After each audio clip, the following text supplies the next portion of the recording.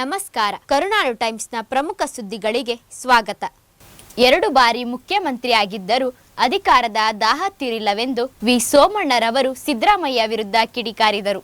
ಜನರ ಸಮಸ್ಯೆಗಳಿಗಿಂತ ವೈಯಕ್ತಿಕ ರಾಜಕೀಯಕ್ಕೆ ಹೆಚ್ಚು ಮಹತ್ವ ಕೊಡುತ್ತಿದ್ದಾರೆ ಎಂದು ವಿ ಸೋಮಣ್ಣ ಆರೋಪಿಸಿದ್ದಾರೆ. ಮುಖ್ಯಮಂತ್ರಿಗಳಾಗಿ 2 ಸಾರಿ ಮುಖ್ಯಮಂತ್ರಿ ಆದ್ರೂ ಕೂಡ ನಿಮ್ಮ ದಾಹ ಇನ್ನೂ ನೀಗಲಿಲ್ಲ ಅಂದ್ರೆ ಗೌರವ ನಿಮಗೆ ಬುದ್ಧಿ ಕೊಡ್ಬೇಕಾದ್ರೆ ಬೇರೆ ಅಧಿಕಾರಿಗಳು ಓಟ್ ಚೋರಿ ಎಲ್ಲ ಓಟ್ ಡಕಾಯಿತಿ ಅಂತ ಹೇಳಿರುವಂತದ್ದು ಅವ್ರಿಗೆ ಅದೇ ಕೆಲಸ. ಕಾಂಗ್ರೆಸ್ ಅವ್ರಿಗೆ ಏನ್ ಹೇಳಿದ್ರು ಅವರು, ನಮ್ಗೆ EVM ಬೇಡ, ನಾವು ಬ್ಯಾಲೆಟ್ ಪೇಪರ್ ನಲ್ಲಿ ಓಟ್ ಹಾಕ್ತೀವಿ ಅಂತ ಹೇಳಿದ್ರು. ಕೊನೆಗೆ ಏನ್ ಹೇಳ್ತಾರೆ, ಇವತ್ತು ದಾವಣಗೆರೆ ಮತ್ತು ಬಾಗಲಕೋಟೆಗೆ ಇವತ್ತು EVM ಬೇಕಾಯ್ತಾ? ರಾಜಕೀಯದಲ್ಲಿ ಭಿನ್ನಾಭಿಪ್ರಾಯಗಳು ಇದ್ದರೂ ಅಭಿವೃದ್ಧಿ ವಿಚಾರದಲ್ಲಿ ಎಲ್ಲರೂ ಒಂದಾಗಿ ಕೆಲಸ ಮಾಡಬೇಕೆಂದು ಶಾಸಕ ಇಕ್ಬಾಲ್ ಹುಸೇನ್ ಮಾತನಾಡಿದರು. ಪಕ್ಷಪಾತವಿಲ್ಲದೆ ಸಹಕಾರದಿಂದ ಅಭಿವೃದ್ಧಿ ಕಾರ್ಯಗಳನ್ನು ಮುಂದುವರಿಸೋಣ ಎಂದು ಕರೆ ನೀಡಿದರು. ನಮ್ಮ ರಾಜಕಾರಣ ಏನೇ ಇರಲಿ, ಅಭಿವೃದ್ಧಿ ಕೆಲಸಗಳು ನಮ್ದು ಆಗಬೇಕು. ನಮ್ಮ ರಾಮನಗರ ಉದ್ಧಾರ ಆಗಬೇಕು. ರಾಜಕಾರಣ ಬಂದಂತ ಸಂದರ್ಭದಲ್ಲಿ ರಾಜಕಾರಣ ಮಾಡೋಣ, ಆದರೆ ಅಭಿವೃದ್ಧಿ ಕೆಲಸ ಮಾಡೋ ಸಂದರ್ಭದಲ್ಲಿ ನಾವು ಒಂದೇ ತಾಯಿಯ ಮಕ್ಕಳಿಗೆ ನಾವೆಲ್ಲರೂ ಕೂಡ ಅಭಿವೃದ್ಧಿ ಕೆಲಸಗಳನ್ನ ನಾವು ಕೈ ಜೋಡಿಸಬೇಕಾಗ್ತದೆ. ನಾವೆಲ್ಲರೂ ಕೂಡ ಆ ಒಂದು ನಿಟ್ಟಿನಲ್ಲಿ ನಾವೆಲ್ಲರೂ ಒಗ್ಗಟ್ಟಾಗಿ ಸೇರಿ ಈ ಊರಿನ ಚಿಂತೆ, ಈ ಸಾರ್ವಜನಿಕರ ಚಿಂತೆ ಕೊರಗಳಿಗೆ ನಾವೆಲ್ಲರೂ ಕೂಡ ಕೈ ಜೋಡಿಸಬೇಕಾಗ್ತದೆ. ಆ ಕೈಲಾಗದವನು ಮೈ ಪರಚಿಕೊಂಡ ಎಂದು ಮಲ್ಲಿಕಾರ್ಜುನ ಖರ್ಗೆ ಹೇಳಿಕೆಗೆ ವಿ ಸೋಮಣ್ಣ ತಿರುಗೇಟು ನೀಡಿದ್ದಾರೆ.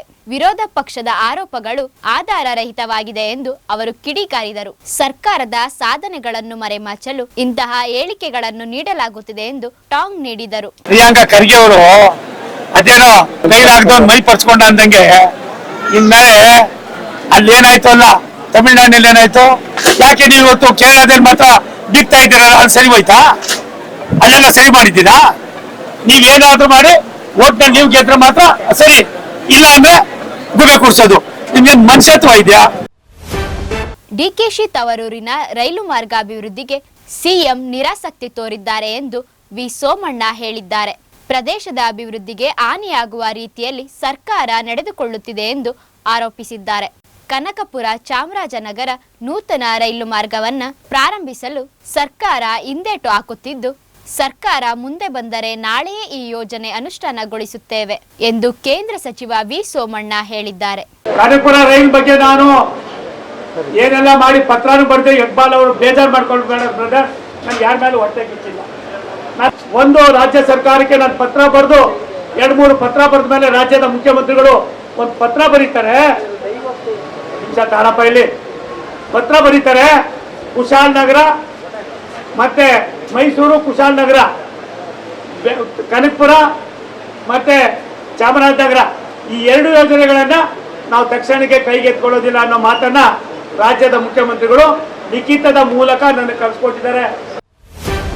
ಚನ್ನಪಟ್ಟಣಕ್ಕೂ ಬಿಎಂಟಿಸಿ ಬಸ್ ಸೇವೆ ವಿಸ್ತರಣೆ ಕುರಿತು ಸರ್ಕಾರ ಪರಿಶೀಲನೆ ನಡೆಸುತ್ತಿದೆ ಎಂದು ಸಾರಿಗೆ ಸಚಿವ ರಾಮಲಿಂಗಾರೆಡ್ಡಿ ತಿಳಿಸಿದ್ದಾರೆ. ಪ್ರಯಾಣಿಕರ ಬೇಡಿಕೆ ಹಾಗೂ ಮಾರ್ಗದ ಸಾಧ್ಯತೆಗಳನ್ನು ಗಮನದಲ್ಲಿಟ್ಟು ನಿರ್ಧಾರ ಕೈಗೊಳ್ಳಲಾಗುತ್ತಿದೆ ಎಂದು ತಿಳಿಸಿದ್ದಾರೆ.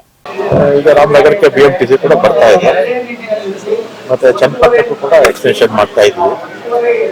ಈಗ ನಗರಗಳು ಬೆಳೀತಾ ಇದೆ, ಬೆಂಗಳೂರಿಗೆ ಹೋಗೋರು ಬರೋರು ಜಾಸ್ತಿ, ಮತ್ತೆ ಈಗ ಮೈಸೂರಿಗೆ ಹೋಗೋರು ಕೂಡ ಇಲ್ಲಿ ಸ್ಟಾಪ್ ಕೊಡೋದ್ರಿಂದ ಸಾಕಷ್ಟು ಅನುಕೂಲ.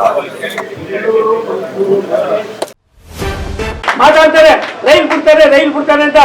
ರೈಲ್ ಬಿಡೋದು ಏನಿದ್ರು ಕೂಡ ಟ್ರ್ಯಾಕ್ ಮೇಲೆ ಮಾತ್ರನೇ. ಜನ ಬಿಡೋ ರೈಲು ಇಲ್ಲಿ ಓಡೋದಿಲ್ಲ. ಟ್ರ್ಯಾಕ್ ಇದ್ರೆ ಮಾತ್ರ ರೈಲ್ ಹೋಗೋದು. ಇಕ್ಬಾಲ್ ಹುಸೇನ್ ಅವರೇ, ಟ್ರ್ಯಾಕ್ ಇಲ್ಲ ಅಂದ್ರೆ ರೈಲ್ ಹೋಗೋದಿಲ್ಲ. ಆ ರೈಲ್ ಹೋಗೋದು ಬೇರೆ ಬೇರೆವು, ಅದು ನಮಗೆ ಗೊತ್ತಿಲ್ಲ ಹೆಂಗ್ ಹೋಗುತ್ತೋ ಅನ್ನೋದು. ಟ್ರೈನ್ ಏನಾದ್ರು ಒಂದು ಸ್ವಲ್ಪ ಟ್ರ್ಯಾಕ್ ಇಲ್ಲ ಅಂದ್ರೆ ಎಲ್ಲೂ ಟ್ರ್ಯಾಕ್ ಹೋಗಾಯ್ತದೆ ಯಜಮಾನ್ರೆ.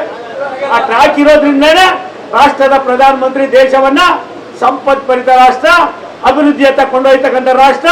ಈ ರಾಷ್ಟ್ರಕ್ಕೆ ಎಲ್ಲ ಒಂದ್ ಕಡೆ ಭವಿಷ್ಯ ಇದೆ ಅನ್ನೋದಕ್ಕೆ ನಿನ್ನೆ ತಾನೇ ತೀರ್ಮಾನ ಆಗಿರ್ತಕ್ಕಂಥ ತೀರ್ಮಾನವನ್ನು ಕೂಡ ನೀವು ಕಂಡಿದ್ದೀರಾ.